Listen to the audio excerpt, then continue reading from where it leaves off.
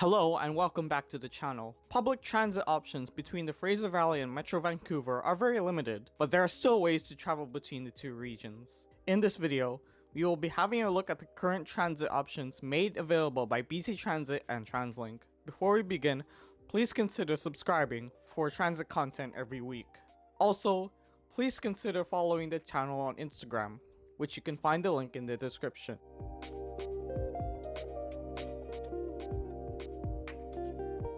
First, let's do a bit of history. Plans for a cross-regional transit service go as far back as 1972, where an idea was brought forward for a commuter rail service on existing rail corridors. In 1981, a formal presentation was done, and it wasn't until 1995 when the West Coast Express started service, connecting Mission Station and Waterfront via the Tri-Cities. Now, fun fact, at one point, this plan involved a C-bus service running from Waterfront to Port Moody. Anyways, in 1999, a supporting bus service called Train Bus would start service on weekdays, stopping at the same stops as the West Coast Express. In the mid-2000s, a connector route, number 21, run by Central Fraser Valley Transit, also known as CFV, would start service from Aldergrove to Abbotsford, having originated from a community petition. The fourth route, the 66 Fraser Valley Express, would come in 2015 as the second major link between Metro Vancouver and the Fraser Valley, bringing people from Carvelth Exchange in Langley through Abbotsford and into Chilliwack. Finally, in 2016, the train bus would stop service and would be replaced by a weekday extension of Route 701 from Coquitlam Station.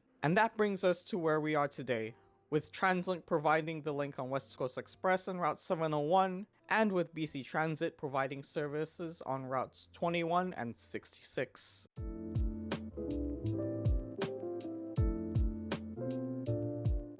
Now, let's look at these routes a bit more in detail, starting with the West Coast Express.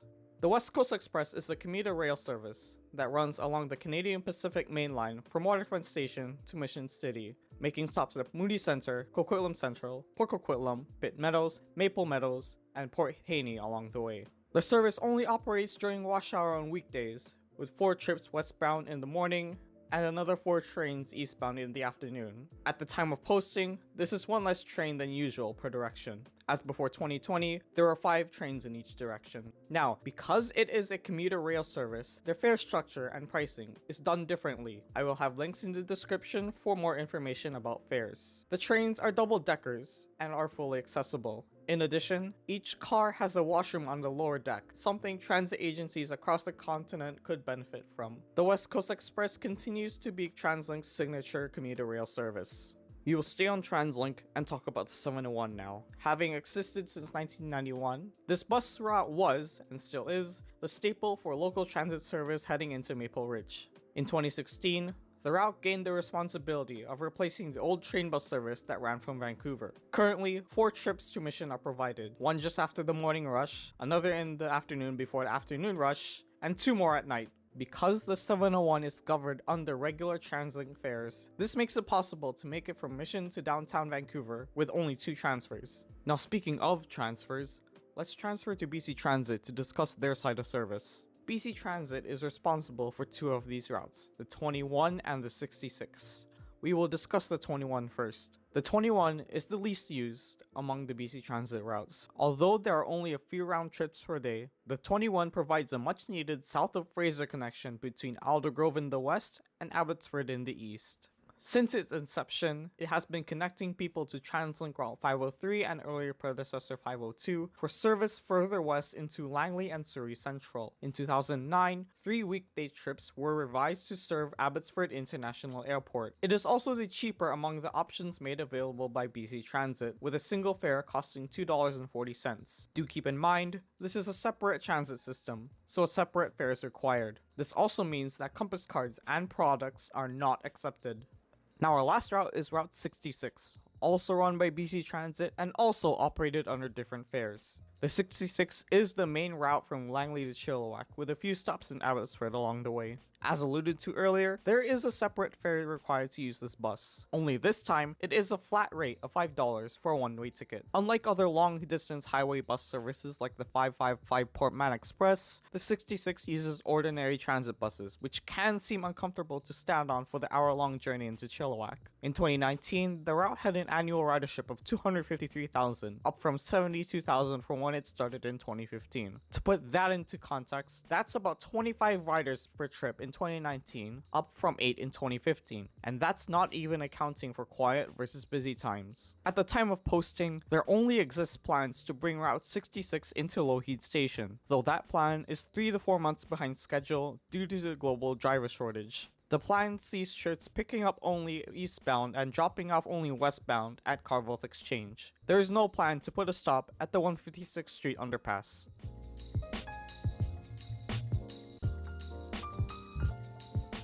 Now, other than the extension to Lougheed Station, plans are non-existent and minimal for the most part. When Route 21 was being planned, there was also a plan to bring service into the Gloucester industrial area around Highway 1 and 264th Street. However, nothing has come up since then. These days, that area has seen substantial growth in industrial activity, highlighted by the opening of an Amazon warehouse in recent times. Another sign lies in the ridiculous lineups for fast food at 7, 8 o'clock on weekday mornings just at the Highway 1 exit at 264th Street. Now, as far as rail links are concerned at the time of filming, possible rail options have been mostly discussed on discussion boards and social media sites. I don't want to spend too much time here, but I am firm on the opinion the old interurban lines are suboptimal for commuter rail alignment. This is largely due to speed and freight line ownership of current tracks. Like in most cases, what is built is what is built. Temporary options where you build and then tear down are largely unpopular. Last but not least, there's the issue of connecting bus services to Abbotsford International Airport. Now, when talking about regional transit, ignoring the airport really sounds like a missed opportunity. As of now, there are only 3 trips on Route 21 which serve the airport, all on weekdays. This means that the current land transportation options are largely operated by other, privately run, long-distance bus operators. Now, there is also the option of taxis, but those often cost more. At the time of posting, airline service at the airport is currently a fraction of what it was thanks to, again, the global health crisis. So what does this mean for public transit operators? Well, this means that A, they have to coordinate coverage with the private operators, and B, the issue with who should be paying for services being run across the 2 regions.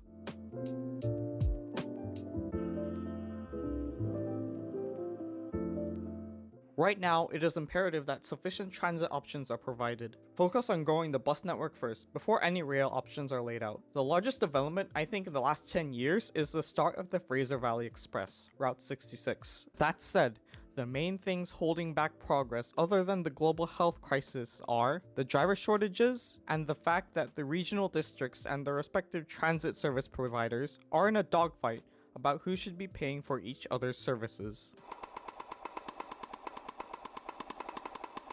Then there are issues that tie into the current housing situation, but that'll make this video 4 hours longer than it needs to. Anyways, thanks for watching, like, comment, subscribe, and I'll see you in the next one.